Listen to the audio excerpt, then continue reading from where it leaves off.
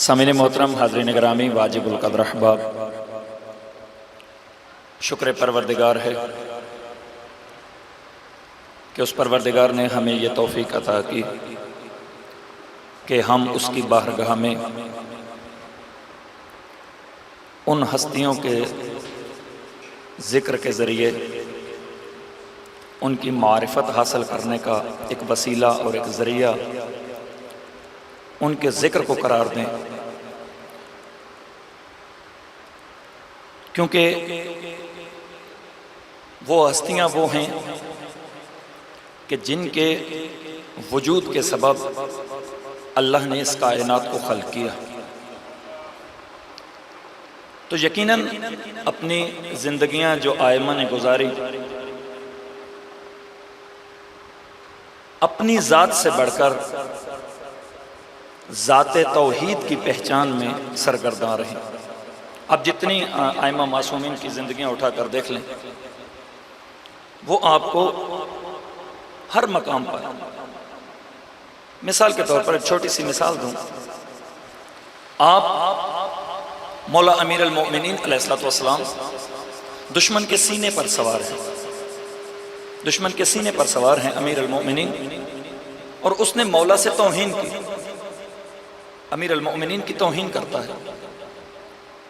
اگر ہم جیسا ممکن ہے کوئی عام انسان ہوتا تو فوراً اسی مقام پر اسے ختم کر دیتا، لیکن امیر المؤمنین علیہ السلام ان کا عمل کیا ہے، ان کا طریقہ کار کیا ہے؟ مولا امیر المؤمنین جانتے ہیں کہ وہ جس عمل کے لیے میدان میں ہیں وہ جہاد فی سبیل اللہ ہے، وہ اللہ کے راستے میں نکلے ہیں۔ اب علی جانتے ہیں کہ میری تلوار میری مرضی سے نہیں چلے گی، میری تلوار وہیں چلے گی جہاں خدا چاہتا ہے، اللہ کی مرضی کے بغیر میری تلوار نہیں چلے گی۔ اب مولا امیر المومنین سے ہم سوال کریں، ہم جیسے گنہگار، ہم جیسے طالب علم، ہم جیسے عام لوگ اگر امیر المومنین سے سوال کریں کہ یا علی اس نے آپ کی توہین کی، تو آپ اسے ختم کر سکتے تھے۔ بعید نہیں کہ آواز امیر المومنین یہی ہو کہ میں اللہ کی عبادت میں ہوں اور میں نہیں چاہتا کہ اللہ کی عبادت میں مجھ علی کی ذاتی مرضی شامل ہو۔ علی چھوڑ دیتے، علی اس کے سینے سے اتر جاتا۔ اس لیے معصومین نے اپنی زندگی میں جتنا بھی جو کچھ بھی عملاً ہمیں کر کے دکھایا وہ للہ تھا، وہ اللہ کے لیے تھا۔ جو کچھ بھی تھا ان کی زندگی میں وہ اللہ کے لیے تھا۔ میں نے آپ کے سامنے تلاوت کی، ارشاد پروردگار ہے کہ ان الدین عند اللہ اسلام، اللہ کے نزدیک اگر کوئی دین قابل قبول ہے تو وہ دین اسلام۔ اب ممکن ہے، چونکہ آج کل ایک اور بھی بڑا مسئلہ ہے، اور وہ یہ ہے کہ پہلے تو بین المذاہب جنگ تھی، یہ مذہب والے اس مذہب والے کو نہیں مان رہے، اس مذہب والے اس مذہب والے کو نہیں مان رہے۔ بات اب ان بین المذاہب سے ایک قدم آگے نکل چکی ہے۔ اب لڑائی جو ہے، خصوصاً نوجوان احباب تشریف فرما ہے، سوشل میڈیا آپ دیکھتے ہیں، اب بات دہریوں تک جا پہنچی ہے، اب ان کے ساتھ مقابلہ شروع ہو چکا ہے۔ اب اگر ہم ان الدین عند اللہ الاسلام اگر ہمیں منوانا ہے تو وہ لوگ تو قرآن کو ہی نہیں مانتے، تو آپ ان الدین عند اللہ الاسلام ان سے کیسے منوائیں گے؟ وہ کہیں گے پہلے جناب اپنا قرآن تو ثابت کریں، پھر ہم آپ کے بعد کی قرآن کو باتوں کو مانیں گے۔ تو بہرحال چونکہ ہمارا موضوع اس طرف نہیں ہے، ورنہ بڑی آسان سی بات ہے کہ وہی رسول نے جب کہا تھا کہ اس قرآن کو نہیں مانتے تو اس جیسی کوئی ایک آدھ آیت بنا کے لا کے دکھا دے، کوئی ایک آدھ آیت جس کا مفہوم، جس کے معانی اس جیسے ہوں، اتنے ہی دقیق ہوں تو لا کے دکھاؤ۔ کوئی نہیں لا سکا، قرآن کی ایک آیت نہیں بنائی جا سکتی۔ بہرحال ان الدین عند اللہ الاسلام، اللہ کے نزدیک اگر دین ہے تو دین اسلام ہے، یعنی دین ادیان اور بھی ہیں، ادیان اور بھی ہیں، لیکن اللہ کے نزدیک اگر کوئی قابل قبول ہے تو وہ دین ہے، دین اسلام۔ اب بعض لوگ یہ کہتے ہیں دین اور مذہب ایک ہی چیز ہے، لیکن در حقیقت ایسا نہیں ہے۔ دین اور مذہب میں بڑا فرق ہے۔ مذہب گویا دین تک پہنچنے کا رستہ ہے، اگر آپ کو دین تک پہنچنا ہے تو مذہب آپ کے لیے رستہ ہے، مذہب آپ اختیار کریں گے۔ آپ کا ہدف ہے یہاں سے راولپنڈی پہنچنا، اسلام آباد پہنچنا، یہ آپ کے اختیار میں ہے. آپ چاہیں تو ادھر سے برستہ ڈھڈیال چلے جائیں، یہ آپ کے اختیار میں ہے کہ آپ یہاں سے موٹر وے پر ہو جائیں، یہ آپ کے اختیار میں ہے کہ آپ یہاں سے جا کر گجر خان میں ہو کر پھر پنڈی چلے جائیں، یہ آپ کے اختیار میں. ہدف کیا ہے؟ ہمیں اسلام آباد پہنچنا. اب آپ رستے کا کون سا تعین کرتے ہیں، یہ اب آپ دیکھیں گے کہ مجھے اگر اسلام آباد پہنچنا ہے تو آپ میپ پر لگا کر، میپ آپ کو سارے کے سارے رستے دکھائے گا، لیکن ان رستوں میں سے آپ کو معین کرنا ہے کون سا رستہ میرے لیے سہل ہے، آسانیاں کس رستے میں ہیں، کس رستے میں مجھے وقت کم لگے گا اور میں جلدی سے اپنے ہدف تک، اپنی منزل تک پہنچ جاؤں. وہ ہمارے اوپر، ہم نے اختیار کرنا. اب چاہیں تو اہل تشیع والا مذہب اختیار کرے، وہ والا رستہ اختیار کرے، اہل سنت والا اختیار کرے، وہابی، دیوبندی، جتنے بھی مذاہب ہیں، کوئی مذہب اختیار کرے. ہدف کیا ہے کہ ہمیں پہنچنا کہاں ہے؟ دین تک پہنچنا. اب دین کیا ہے اور مذہب کیا ہے؟ آسان ترین، خصوصاً بچوں کے لیے ایک بات کو واضح کر دوں، تمہیدی گفتگو ہے. دین کیا ہے اور مذہب کیا ہے؟ کیا یہ دونوں ایک ہی چیز ہیں؟ خدا ایک ہے، خدا ایک ہے. تو ایسا کیوں ہے کہ نوح کی شریعت الگ ہے، ابراہیم کی شریعت الگ، موسیٰ کی شریعت الگ، عیسیٰ کی شریعت الگ، سرکار دو جہاں کی شریعت الگ، جبکہ خدا ایک ہے؟ شریعتیں الگ الگ کیوں ہیں؟ کیوں ایسا ہوا؟ پہلے اس فرق کو سمجھ لیجیے کہ دین کیا ہے، شریعت کیا ہے. آسان لفظوں میں، خصوصاً بچوں کے لیے، تاکہ بچپن سے ہی ایک بات دل میں بیٹھ جائے، خصوصاً یہ والے جو بچے بیٹھے ہیں، آپ میری طرف توجہ رکھیں گے اس بات کو سمجھنے کے لیے. دین کیا ہے، شریعت کیا ہے؟ دین وہ جسے ہم اپنے بچوں کو اصول دین کے نام سے یاد کرواتے ہیں. ہمیں ہمارے بزرگان نے اور ہم اپنے بچوں کو جس نام سے، اصول دین کے نام سے جو چیزیں یاد کروا رہے ہیں وہ ہے دین. شریعت کیا ہے؟ جو فروع دین کے نام پر ہم بچوں کو یاد کروا رہے ہیں. دین یعنی توحید، عدل، نبوت، امامت، قیامت، یہ ہے دین. شریعت نماز، روزہ، حج، زکوٰۃ الی آخر ہی، یہ چیزیں ہیں شریعت جنہیں فروع دین کہا جاتا ہے. انتہائی آسان کر دوں بات کو سمجھنے کے لیے کہ دین میں اور شریعت میں فرق کیا ہے. دین اسے کہا جاتا ہے جو ادھر سے ادھر آتا ہے، جو پروردگار کی طرف سے ہمارے لیے ہے. شریعت کیا ہے؟ جو ادھر سے ہماری طرف سے ادھر جاتا ہے. انتہائی آسان، شاید اس سے آسان میں نہیں سمجھا سکتا. دین جو ادھر سے ادھر آئے، شریعت وہ جو ادھر سے ادھر جائے. توحید کیا یہ ہمارا فیصلہ ہے کہ اللہ ایک ہے؟ نہ، پروردگار کا فیصلہ ہے. عدل کیا اللہ کو عادل ہم لوگوں نے مل کر معین کیا؟ نہیں، پروردگار کو. 1,24,000 انبیاء، کیا ہم نے یہ فیصلہ کیا کہ 1,24,000 انبیاء ہونے چاہیے؟ نہیں، پروردگار کا فیصلہ ہے. امام کتنے ہونے چاہیے؟ ہمارا کوئی کردار نہیں ہے امام کو سلیکٹ کرنے میں. قیامت کب آئے گی کون جانتا ہے؟ کسی کو نہیں علم. یہ الہی فیصلے ہیں. لیکن نماز ہم نے پڑھنی ہے، یہاں سے جائے گی. ایک سجدہ بھی اس کی بارگاہ میں قبول ہو جائے، ان قبلت میں سوا، اگر ایک سجدہ بھی ہمارا اس کی بارگاہ میں قبول ہو جائے. نماز، روزہ ہم رکھتے ہیں، حج ہمارے لیے ہے، زکوٰۃ ہمارے لیے ہے، جہاد کتنی اہم ترین عبادت ہے جہاد. ہمارے ہاں جہاد طالبانی جہاد نہیں ہے کہ جس کا جی چاہا کھڑا ہوا اور فتویٰ دے دیا اور لوگ جہاد کے لیے نکل پڑے. نہ، ہمارے پاس ایسا جہاد نہیں ہے. ہمارے پاس جہاد کے لیے ضروری ہے نبی یا امام حکم دیں. ہمارے پاس وہ جہاد نہیں ہے کہ اٹھ کے جس کا جی چاہ کھڑا ہو کر کہہ دیا کہ جناب اٹھیے اور نکل پڑیے. نہ، ہمارے پاس یا نبی یا امام کا حکم ہونا ضروری ہے جہاد کے لیے. کیوں نبی یا امام کا حکم ضروری ہے؟ اس لیے کہ جہاد وہ عبادت ہے کہ جس عبادت میں ڈائریکٹ انسان کی جان لگتی ہے، اور انسانی جان کی ضیاء کے لیے کسی غلطی کی گنجائش نہیں ہوتی. مجھ جیسا کوئی بندہ کھڑا ہو جائے اور کہے کہ جناب نکلے اور نکل کر جہاد کریں، نہ. جہاد جب تک نبی یا امام حکم نہیں دے گا، اور نبی یا امام کے حکم میں کبھی بھی دو راہ نہیں ہوتا، اتھینٹک بات ہوتی ہے، سیدھی بات ہوتی ہے، قرآنی فیصلہ ہوتا ہے۔ اس لیے جہاد کے لیے ضروری ہے نبی یا امام کا حکم ہو۔ جہاد عبادت ہے، نماز، روزہ، حج، زکوٰۃ، خمس، جہاد یہ اسی طرح ایک عبادت ہے، اس سلسلے کی ایک عبادت ہے۔ میں نے شروع میں عرض کیا امیر المؤمنین نے کیوں چھوڑ دیا؟ اس لیے کہ میں عبادت میں ہوں۔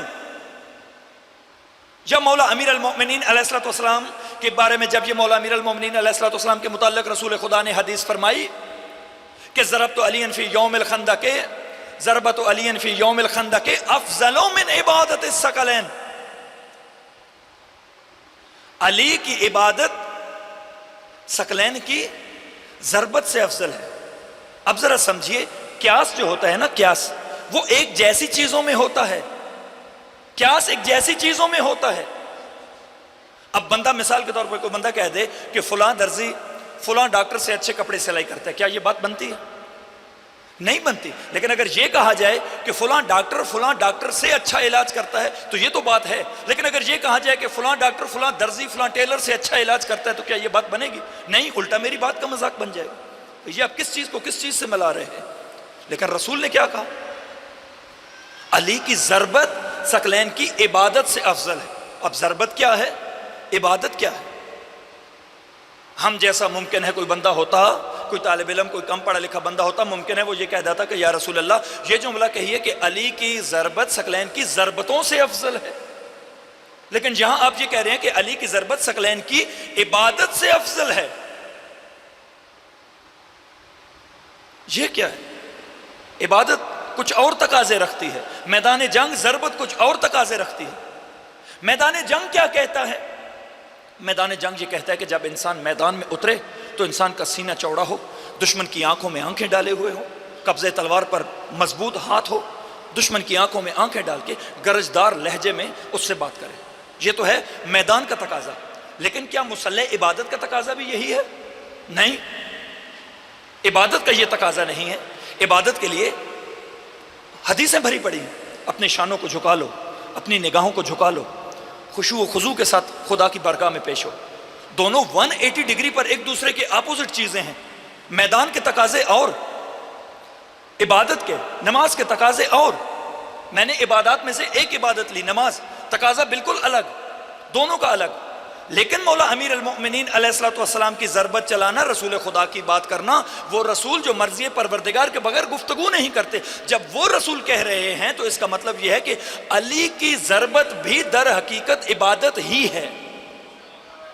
یعنی جو علی ضربت چلا رہے ہیں رسول کہہ رہے ہیں، رسول کہہ رہے ہیں، عام انسان گفتگو نہیں کر رہا، رسول کہہ رہے ہیں کہ علی کی ضربت ثقلین کی عبادت سے افضل ہے۔ اس کا مطلب یہ ہے کہ جو زور بازو پر ضربتیں چلتی ہیں وہ اور ہوتی ہیں، اور جو قربتاً اللہ چلتی ہیں وہ اور ہوتی ہیں۔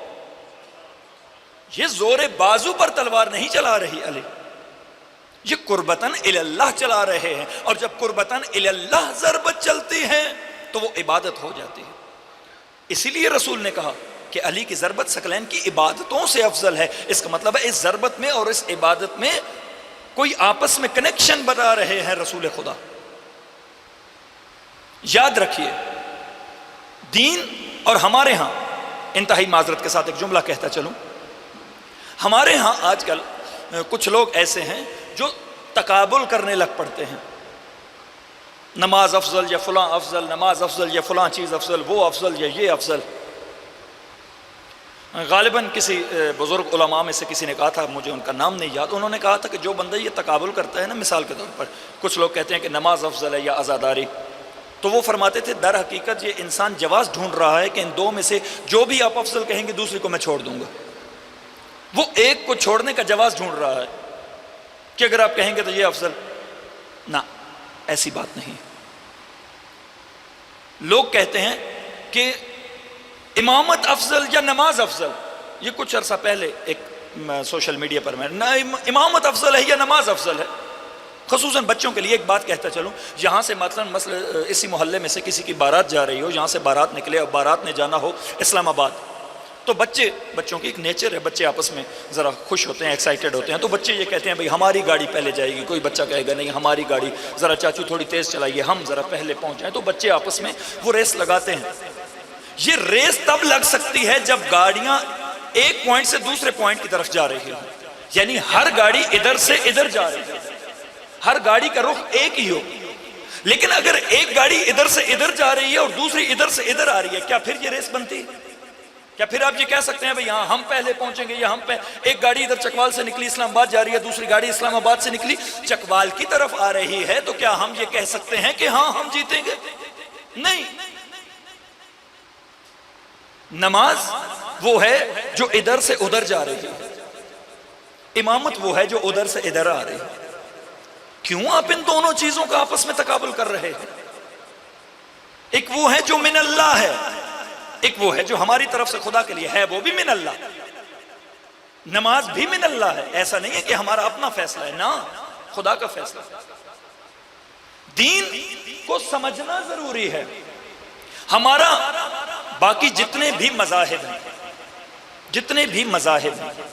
میں نے شروع میں عرض کیا، جتنے بھی مذاہب ہیں، کسی مذہب کے ساتھ ہماری کوئی جنگ نہیں، کوئی لڑائی نہیں۔ میں یہ جملہ اکثر کہتا ہوں کہ خلافت بہت بعد کی بات ہے، خلافت بہت بعد کی بات ہے، یہ بہت بعد کا جھگڑا ہے، یہ بہت بعد کا جھگڑا ہے۔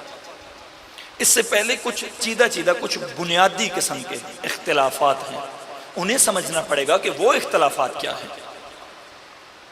ہماری کسی سے کوئی لڑائی نہیں، باخدا ہماری کسی سے کوئی لڑائی نہیں۔ ہم تو قرآن کی ان آیات کے ماننے والے ہیں کہ جس میں پروردگار تو کافروں کو بھی ریلیکسیشن دے رہا ہے، کافروں کے لیے۔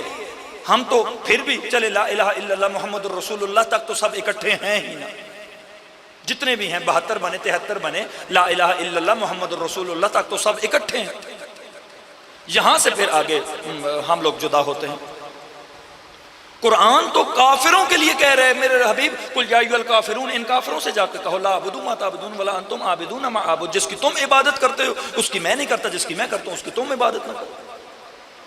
اور سب سے خوبصورت بات سورہ کافرون کی آخری آیت، لوگ کہتے ہیں کہ اسلام جو ہے وہ کو ایگزسٹنس کا قائل نہیں ہے، اب جس کا جو جی چاہتا ہے وہ وہی بات پھیلا دیتا ہے۔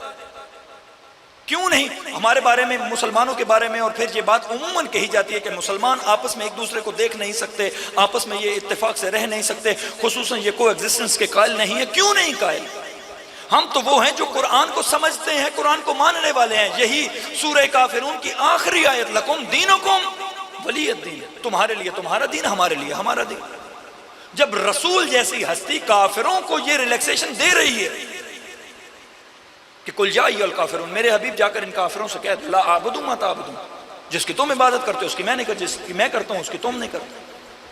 اور پھر آخری آیت کتنی خوبصورت آیت ہے، اس سے بہتر کو ایگزسٹنس کی مثال کیا ہو سکتی ہے کہ لکم دینکم ولی الدین، تمہارے لیے تمہارا دین، تم اس پر چلو، اس کو فالو کرو، ہمارے لیے ہمارا دین، ہم اس کو فالو کریں گے۔ اس لیے میں نے کہا کہ ہماری کسی سے کوئی لڑائی قطعاً ہے ہی نہیں، ہم کسی سے نہیں لڑ رہے۔ لیکن یاد رکھیے، سب سے پہلے اس بات کو سمجھنا پڑے گا کہ ہماری بنیاد کیا ہے۔ اگر اختلاف ہے کسی کے ساتھ تو وہ اختلافات کیا ہیں، وہ بنیادی اختلافات کیا ہیں؟ وہ ہیں اس خدا کو ماننا جو خدا ہمیں علی نے بتایا ہے، اس خدا کی معرفت حاصل کرنا جو خدا ہمیں علی نے بتایا ہے، اسے سمجھنا پڑے گا۔ اب نہج البلاغہ کا پہلا خطبہ اٹھائیے مولا امیر المؤمنین علیہ السلام کا، پہلی لائن اس خطبے کی، الحمدللہ الذی لیس، وہ پروردگار کہ جس کی صفات محدود نہیں ہیں، جن کی کوئی حد نہیں ہے۔ اس بات کو سمجھیے، صفتاً محدود کو سمجھ لیے کہ جس کی صفات محدود نہیں ہیں، اس حد کو پہلے سمجھیے، وہ حد کیا ہے؟ وہ کون سی حد ہے کہ جس میں کے بارے میں امیر المؤمنین فرما رہے ہیں کہ اس پروردگار کی جو صفات ہیں وہ محدود نہیں ہیں، اس حد کو سمجھنا پڑے گا۔ وہ حد کیا ہے کہ جس سے آگے وہ اللہ ہے، جس کی صفات اس سے کہیں آگے ہیں۔ وَفَتَقْنَاهَا، قرآن کہتا ہے ہم نے اسے پھاڑ دیا، چیر پھاڑ دیا، اور یہ کائنات وجود میں آئی۔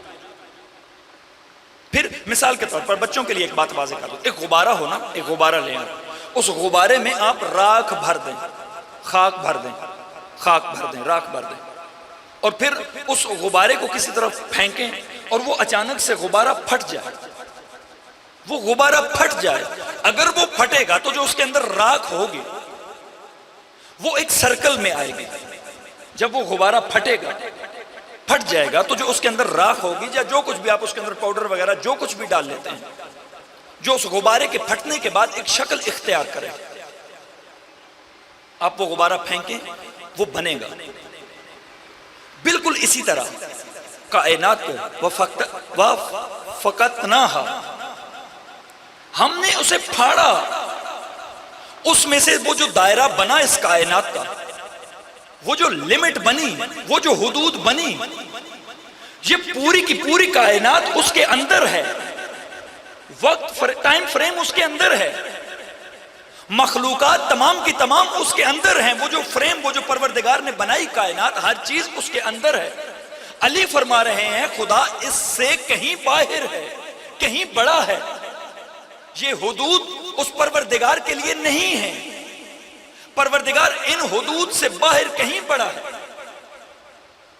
دیکھیں نا، مولا امیر المؤمنین علیہ السلام فرماتے ہیں کہ میں تمہاری زمین سے زیادہ آسمانوں کے رستوں کو جانتا ہوں، میں تمہاری زمین سے زیادہ آسمانوں کے رستوں کو جانتا ہوں۔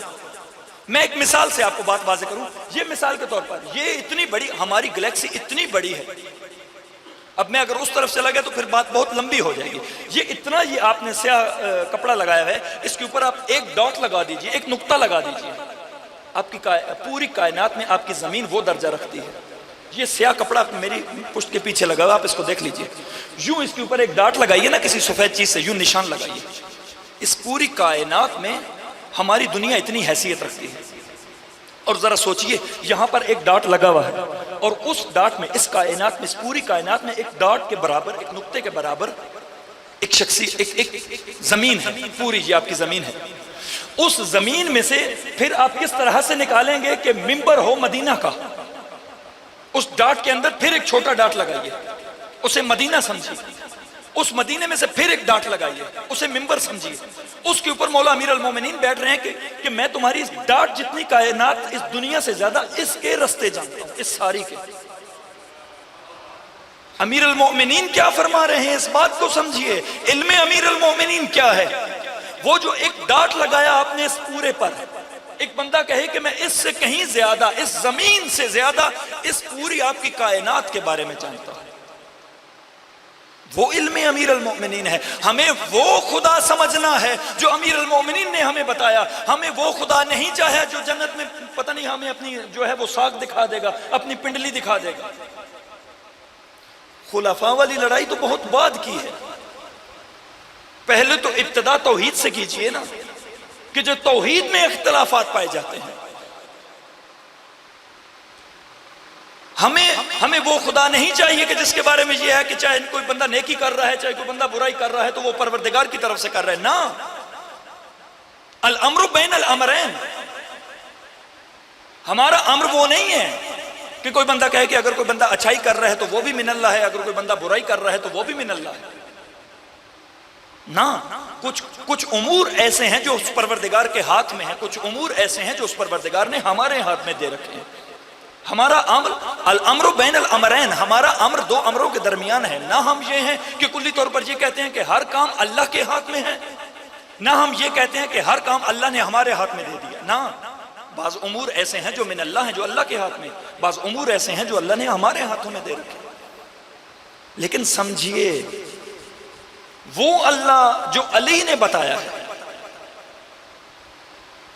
وہ اللہ جو رسول نے بتایا ہے، اس خدا کو سمجھنے کی ضرورت ہے۔ اس خدا کو سمجھیں گے، دیکھیے نا، عزاداری بہت بعد کی بات ہے، عزاداری مظلوم کربلا بہت بعد کی بات ہے.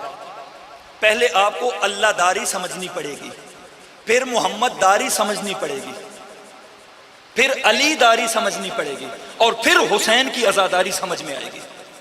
اگر یہ چیزیں آپ کو سمجھ نہیں آئیں گی تو آپ عزاداری تک نہیں پہنچ پائیں گے.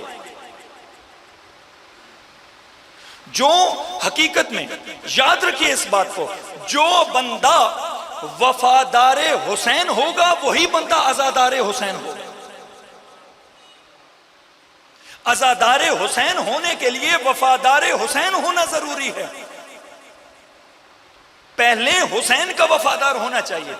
مثال کے طور پر یہاں پر اس مجمع میں بیٹھے ہوئے کسی بچے سے پوچھا جائے بیٹا اللہ کہاں ہے، بلکہ میرا تو خیال ہے بزرگان بھی سارے بندے بھی اگر کسی سے پوچھا جائے اللہ کہاں ہے تو سب کہیں گے وہ اوپر ہے. ہوا اقرب الی من حبل الورید، وہ پروردگار ہماری شہرگ سے بھی زیادہ ہمارے قریب ہے. وہ خدا ہی نہیں جو محدود ہو. آپ نے یوں کر دیا تو اس کا مطلب ہے وہاں ہے تو یہاں نہیں ہے، وہاں ہے تو یہاں نہیں ہے، وہاں ہے تو یہاں نہیں ہے. نہ، وہ خدا سمجھیے جو خدا ہمیں علی نے اور محمد نے بتایا ہے. اچھا میرا آپ سے سوال ہے، مولا امام حسین علیہ السلام نے میدان کربلا میں جناب علی اکبر کس کی بارگاہ میں پیش کی ہے؟ کس کی بارگاہ میں حضرت علی اکبر کی قربانی دی؟ اللہ کی بارگاہ میں. کس کی بارگاہ میں عباس کو پیش کیا؟ اللہ کی بارگاہ میں. کس کی بارگاہ میں اپنے شش ماہ بچے کو لے کر چل دیے؟ اللہ کی بارگاہ میں. کس کے لیے مولا امام حسین علیہ السلام نے اپنی بہنوں کی بے ردائی کو قبول کیا؟ اللہ کی راہ میں. بھائی حسین کو روتے ہو تو وہ کہاں ہے جس کے لیے حسین نے سب کچھ دے دیا؟ حسین کو تو رو رہے ہیں، حسین نے اپنے بیٹے دے دیے، حسین نے اصحاب و انصار دے دیے، حسین نے بڑی قربانی دے دی، بے شک بہت کچھ دے دیا، لیکن وہ کہاں ہے جس کے لیے حسین نے سب کچھ قربان کیا؟ کس کے لیے قربان کیا؟ کس کے لیے حسین نے اپنا پورے کا پورا کنبہ قربان کر دیا؟ کون ہے وہ؟ پروردگار کے لیے. لیکن پروردگار کہاں ہے؟ ہماری محافل میں، ہماری مجالس میں، ہمارے اذکار میں کہیں پروردگار ہے؟ کہیں ذکر خدا ہے؟ کہاں ہے وہ خدا؟ کس طرح سے سمجھیں کہ وہ خدا کہاں ہے؟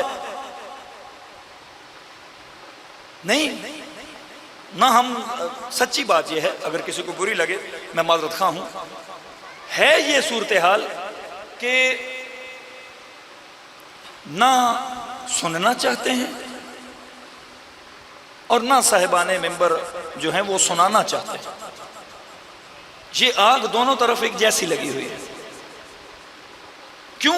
اس لیے کہ توحید ہمارے لیے ایک انتہائی بورنگ قسم کا موضوع بن گیا. اللہ ہمیں نہیں.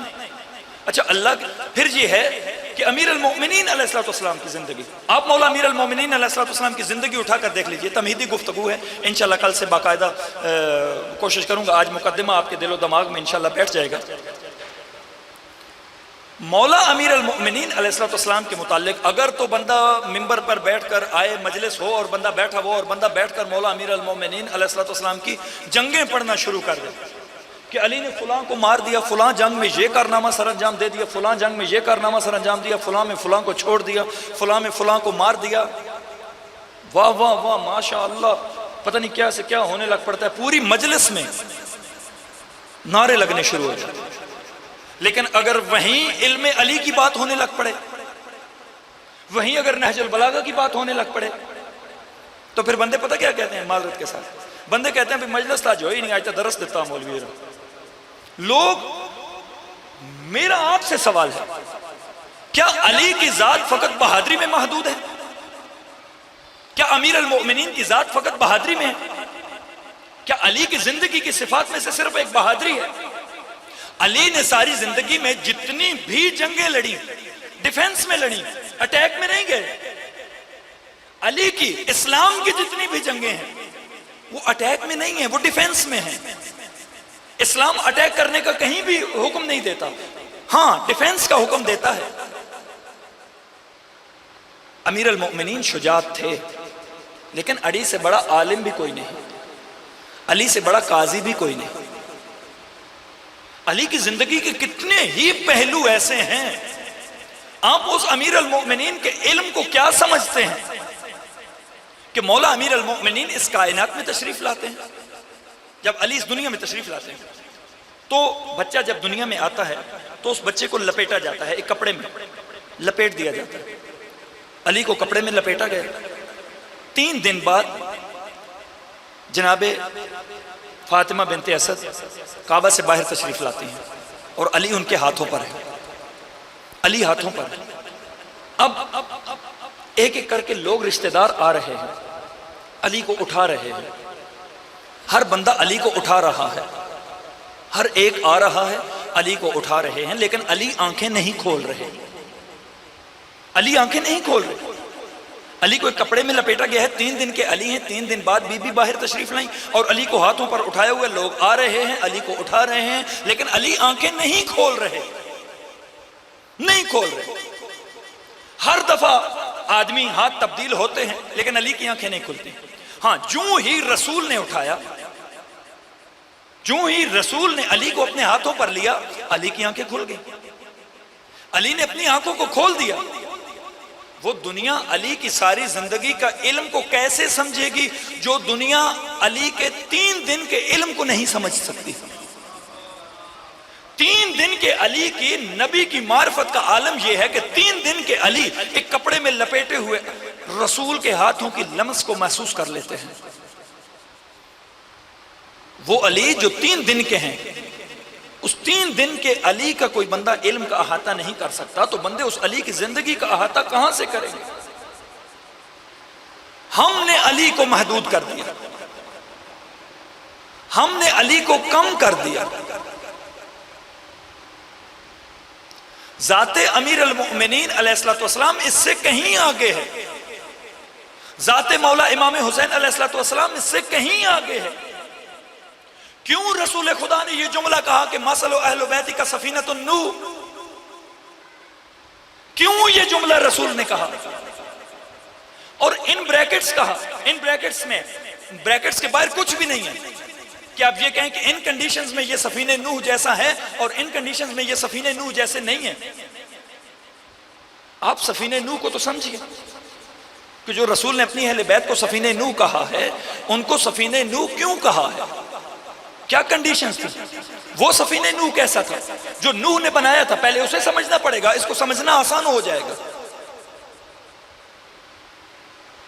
جب لوگ حضرت نوح کے مخالف ہوئے، ایک چند سال کا بچہ ایک 2500 سال کے بندے کو جب ایک پتھر اٹھا کر مارتا ہے تو نبی اپنی امت کے لیے بد دعا کرتے ہیں. اللہ کیا کہتا ہے؟ وَسْنَ الْفُلْكَ، کشتی بنائیے، کشتی بنائیے، بِأَعْيُنِنَا، میری آنکھوں کے سامنے بنائیے، وَوَحْيُنَا، اور میری وحی کے مطابق بنائیے. بنائیے، کشتی بنائیے. اب ذرا دیکھیے کہ کشتی کیسے بن رہی ہے. بِأَعْيُنِنَا، میری آنکھوں کے سامنے، وَوَحْيُنَا، میری وحی کے مطابق. یعنی اس کا مطلب ہے کہ سفینہ نوح اللہ کی آنکھوں کے سامنے بنا اور اللہ کی وحی کے مطابق بنا. بِسْمِ اللَّهِ مَجْرَهَا وَمَرْسَهَا، اللہ کی مرضی سے یہ کشتی چلتی بھی ہے اور رکتی بھی ہے. یہ سفینہ نوح کی خصوصیات ہیں، یہ سفینہ نوح کی خصوصیات ہیں. بسم اللہ مجرہا و مرسہا، اللہ کی مرضی سے رکتا ہے اور اللہ کی مرضی سے چلتا ہے. اب جب رسول نے یہ کہہ دیا کہ مثل اہل بیت کا سفینۃ النوح، کہ میری اہل بیت بالکل سفینہ نوح جیسی ہیں، اس کا مطلب ہے کہ اگر کشتی نجات، کشتی نوح جو ہے وہ اللہ کی آنکھوں کے سامنے بنی اور اللہ کی وحی کے مطابق بنی، تو اس کا مطلب ہے اہل بیت بھی بالکل ایسے ہی ہیں جو اللہ کی مرضی سے بنے ہیں. اگر یہ کشتی جو ہے مرضی پروردگار کے بغیر نہیں چلتی، الا ان یشاء اللہ، یہ بھی وہی چاہتے ہیں جو اللہ چاہتا ہے. ان کی اپنی زندگی میں بھی ذاتیات کچھ بھی نہیں ہے، یہ وہی کریں گے جو اللہ چاہے گا. یاد رکھیے، حسین نے جتنا کچھ قربان کیا ہے، یہ وہ کشتی ہے جو اللہ کے رسول نے چلائی. یہ وہ کشتی نجات ہے جسے مولا امیر المؤمنین نے چلایا، یہ وہ کشتی نجات ہے جسے مولا امام حسن مجتبی علیہ السلام نے چلایا، یہی کشتی نجات ہے جس کو لے کر حسین 28 رجب کو مدینہ سے نکلے تھے۔ اور پھر دو ہی مذہب ہیں، ایک وہ جو کشتی کے اندر ہیں اور ایک وہ جو کشتی کے باہر ہیں۔ اب اگر نجات چاہتے ہو، ان الحسین مصباح الہدی و سفینۃ النجات،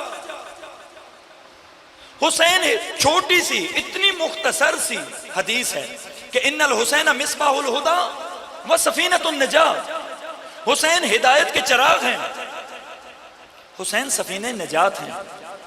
ہدایت کہاں چاہیے؟ نجات کہاں چاہیے؟ اس دنیا میں ہمیں ہدایت چاہیے۔ ایک صلوات پڑھ لیجئے مل کر بولو۔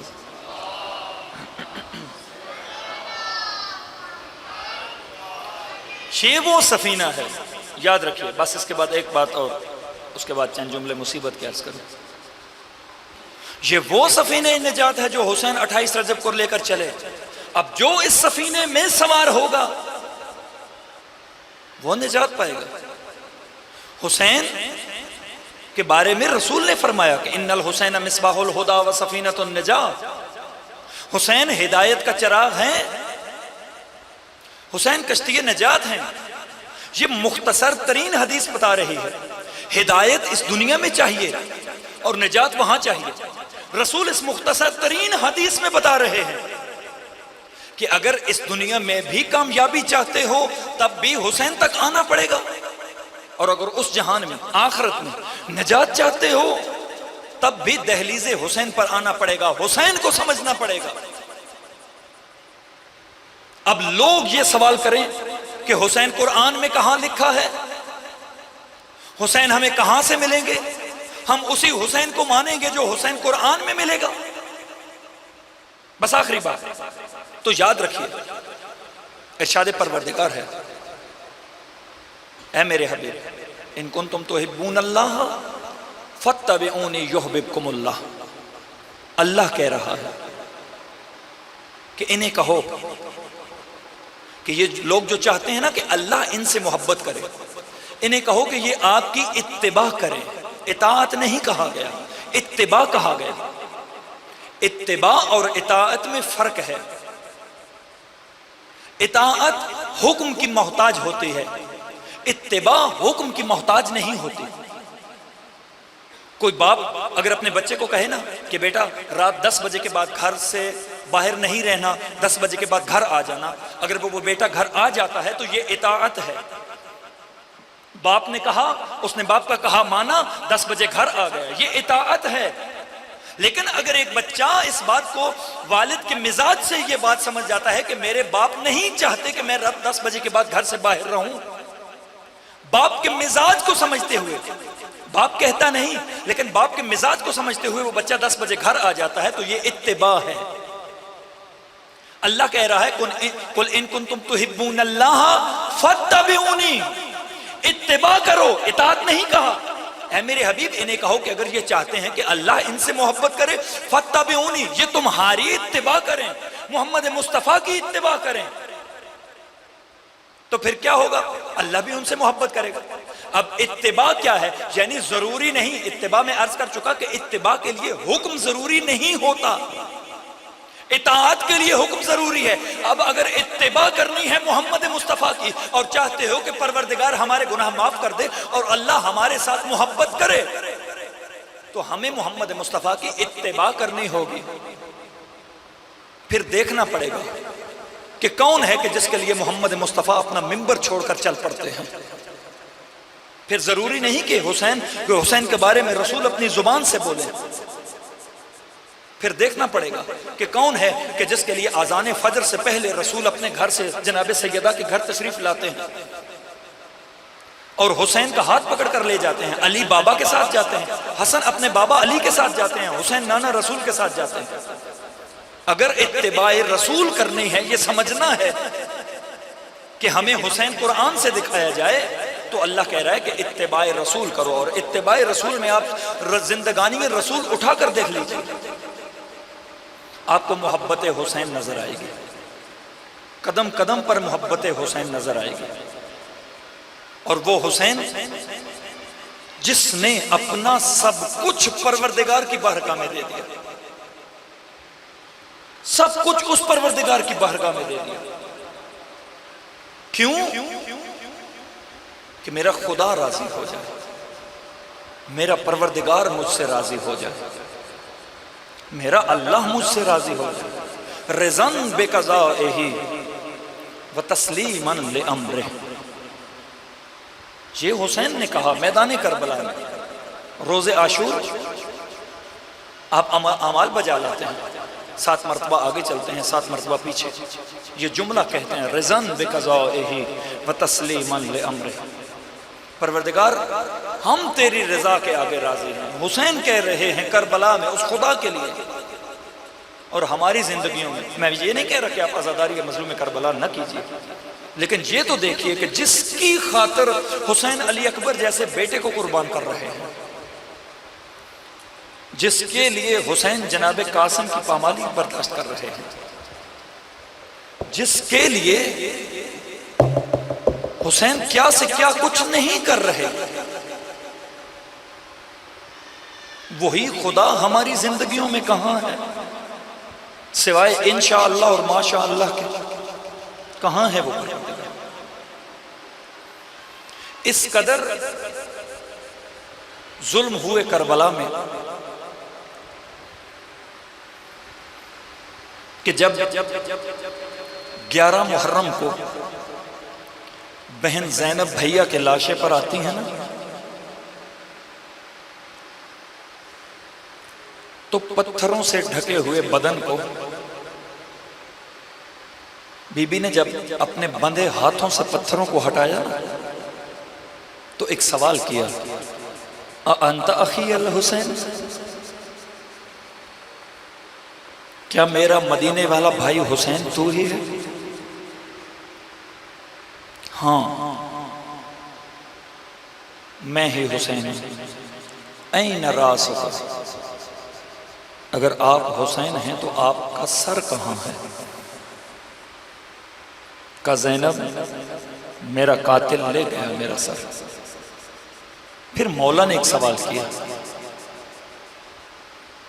کہا اَأَنْتَ زینب؟ میں تو حسین ہوں،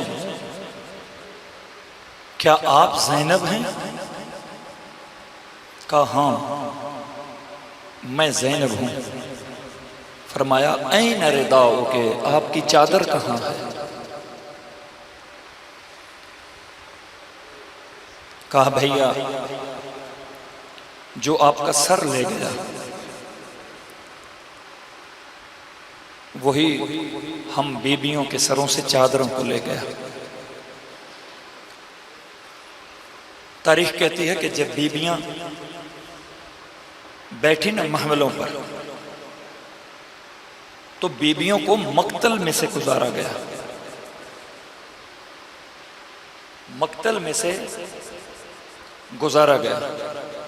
بعض مورخین لکھتے ہیں کہ بیبیوں نے خود کہا کہ ہمیں ہمارے شہداء کے پاس سے گزارا جائے، لیکن بعض مقامات پر ملتا ہے کہ نہیں، ظالم چاہتے تھے کہ علی کے گھر کی مخدرات عصمت کو زیادہ سے زیادہ تکلیف پہنچائی جائے اور ان لاشوں کے پاس سے گزارا جائے. عزادارو یہ قافلہ چلا، جب یہ قافلہ چلا تو بنی اسد والوں کو جب اس بات کی خبر ہوئی کہ کربلا میں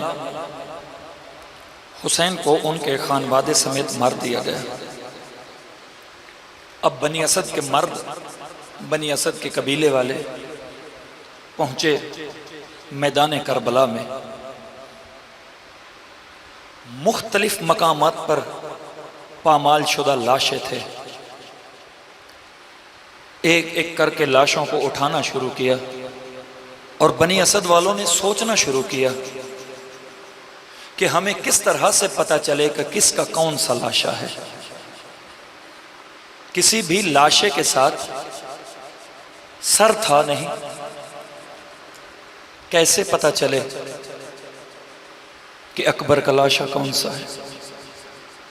کیسے پتہ چلے قاسم کا لاشا کون سا ہے؟ کیسے پتہ چلے حبیب کا لاشا کون سا ہے؟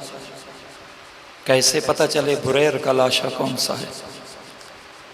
تاریخ کہتی ہے کہ ابھی یہ پریشان تھے، سوچ رہے تھے کہ اچانک سے گرد پھٹی اور معجزہ امامت سے سید سجاد کربلا میں پہنچے۔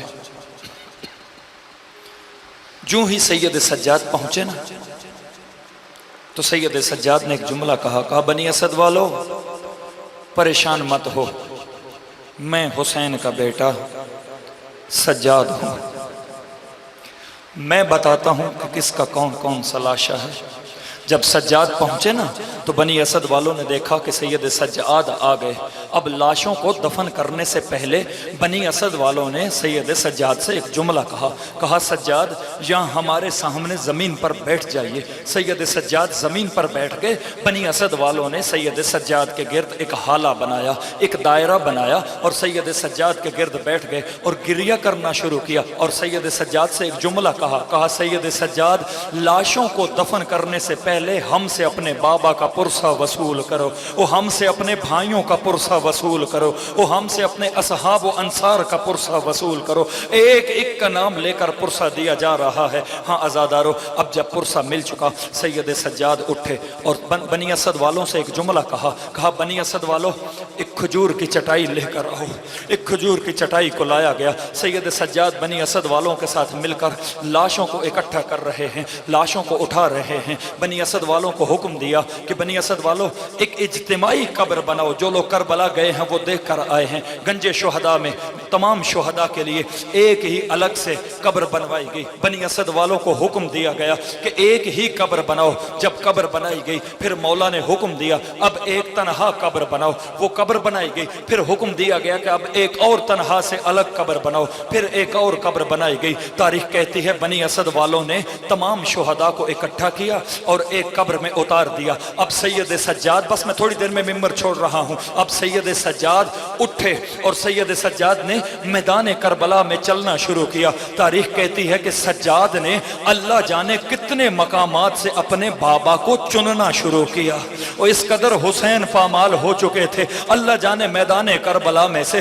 کس کس مقام سے جا کر اپنے بابا کو چننا شروع کیا۔ اپنے بابا کو چنا اور ایک کھجوروں سے بنی ہوئی چٹائی پر رکھا۔ تاریخ کہتی ہے کہ پھر سید سجاد اٹھے اور اپنے چچا عباس کے لاشے کو چنا، اور چچا عباس کے لاشے کے جس کے بارے میں آغا حبیب اللہ کاشانی فرماتے ہیں کہ اربن اربا کہ عباس کا لاشا کتنے ہی حصوں میں تقسیم ہو چکا تھا۔ اور جب جناب زینب واپس پلٹی تھی نا تو جناب زینب نے سید سجاد سے ایک سوال کیا تھا، سجاد ان ہاشمیوں میں سب سے بڑا قد تو میرے عباس کا تھا، وہ میرے عباس کی اتنی چھوٹی قبر کیوں بنی؟ کہا پھپھی اماں عاشور کے بعد مجھے جتنے چچا ملا تھا وہ میں نے اتنا ہی دفن کر دیا۔ ہاں عزادارو، بس آخری جملہ، جب سید سجاد نے کہا نا کہ بنی اسد والو میں نے اپنے بابا کو ایک چٹائی پر رکھ دیا ہے، اب میرے بابا کے لاشے کو اٹھاؤ اور قبر میں دفن کر دو۔ بنی اسد والے چلتے ہوئے سید سجاد کے پاس پہنچے اور سید سجاد سے ایک جملہ کہا سجاد جہاں پر آپ کے بابا کا لاشا ہے، آپ کے بابا کے لاشے کے اوپر ایک گوشت کا ٹکڑا پڑا ہوا ہے۔ سید سجاد نے ماتم کرنا شروع کیا، کہا وہ کوئی گوشت کا ٹکڑا نہیں، وہ میرا 6 ماہ کا بھائی علی اصغر ہے، وہ میرے بابا کے ساتھ میرے بھائی علی اصغر کو دفن کر دو، وہ بروز محشر میرے بابا علی اصغر کو سینے پر لے کر۔ اللہ لعنت اللہ علی القوم